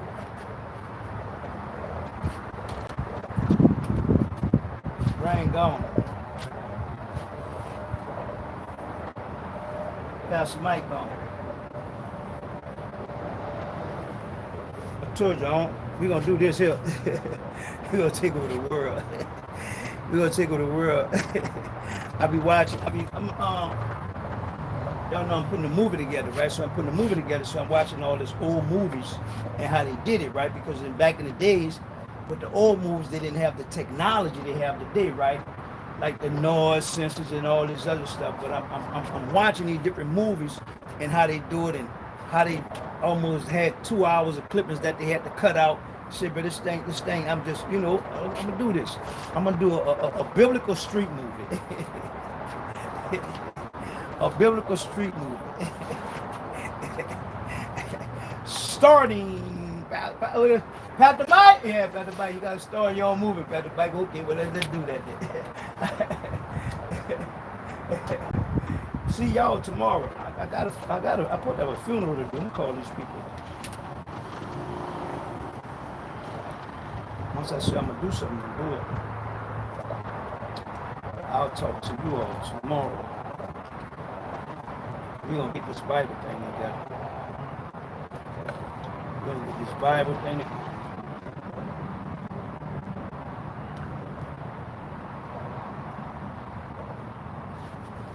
We're gonna get this Bible thing together. I said, oh, I'm gonna use this, right? I think this is good. This is gonna be good in giving you I think if you see it, you'll have a better understanding, right? When I go to break it down about the equivalence and the value with the shekel, the manna, the talent, the might, this thing, the penny, this here will give you the greatest understanding and equivalence to Old Testament, New Testament, and the shekel and the value, the might, the value, the penny, the value. I think this will be the closest that you all could get to get an understanding. And how the talent, you know what I'm saying, 960, look at these numbers compared to the talent. So when y'all be running around here talking about, I got talent, this, that, and other, and God bless me with the talent to do this and that.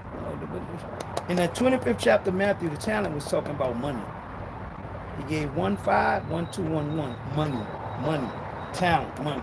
But we're gonna get it. We're gonna get it. We're gonna get it. We're gonna get it. We're gonna get it.